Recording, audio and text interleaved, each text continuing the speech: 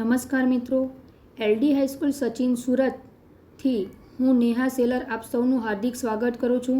Standard 10 science chapter number 10 પ્રકાશનું પરાવર્તન અને વક્રીભવન ભાગ 5 બહિર્ગોળ અરીસા વડે પ્રતિબિંબની રચના.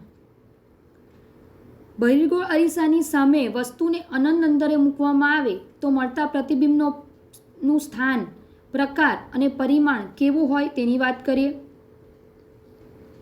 વસ્તુનું સ્થાન અનંત અંતરે, તમે આકૃતિમાં જોઈ શકો છો વસ્તુને અનંત અંતરે મૂકી છે. તો પ્રતિબિંબનું સ્થાન અરીસાની પાછળ મુખ્ય કેન્દ્ર F પર પ્રાપ્ત થાય છે. પ્રતિબિંબનો પ્રકાર આભાસી અને ચત્તુ, અને પ્રતિબિંબનું પરિમાણ એટલે કે એની સાઇઝ વસ્તુ કરતાં અત્યંત નાનું એટલે કે બિંદુવત પ્રાપ્ત થાય છે.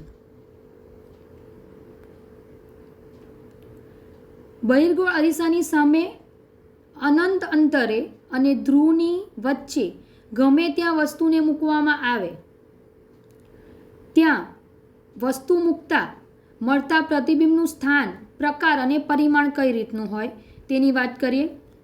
તો વસ્તુને બહિર્ગોળ અરીસાની સામે મૂકવામાં આવે છે અનંત અંતરે અને પીની વચ્ચે, અનંત અંતર અને ધ્રુવ પીની વચ્ચે એટલે કે એબીને અહીંયા મૂકવામાં આવી છે. પ્રતિબિંબનું સ્થાન એ અરીસાની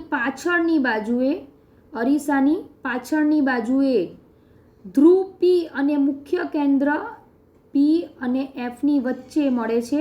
એ ડેશ બી ડેશ એ પ્રતિબિંબનું સ્થાન છે, તમે જોઈ શકો છો. આ પ્રતિબિંબ આભાસી અને ચત્તુ હોય છે. પ્રતિબિંબનું પરિમાણ એટલે કે એની સાઇઝ વસ્તુ કરતાં નાની હોય છે. તમે જોઈ શકો છો કે એ બી કરતાં એ ડેશ બી ડેશની સાઇઝ નાની છે.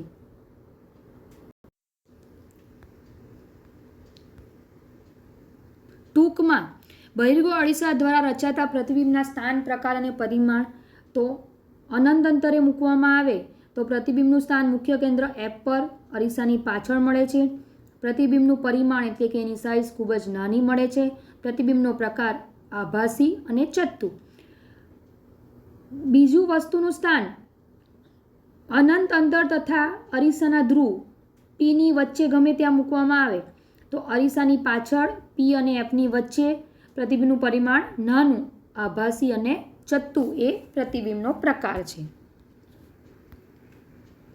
બહિર્ગોળ અરીસાના ઉપયોગોની વાત કરીએ. બહિર્ગોળ અરીસાનો ઉપયોગ સામાન્ય રીતે વાહનોમાં સાઇડ મિરર તરીકે કરવામાં આવે છે. વાહનનો ડ્રાઈવર તેની પાછળ આવતા ટ્રાફિકને જોઈ શકે છે અને સુરક્ષિત રીતે પોતાનું વાહન ચલાવી શકે છે. મોટા બહિર્ગોળ અરીસા વેપારી કે દુકાનદાર પોતાની દુકાનમાં સલામતી માટે રાખે છે. તેના વડે ગ્રાહક પર નજર રાખી શકાય છે અને ચોરી થતી અટકાવી શકાય છે.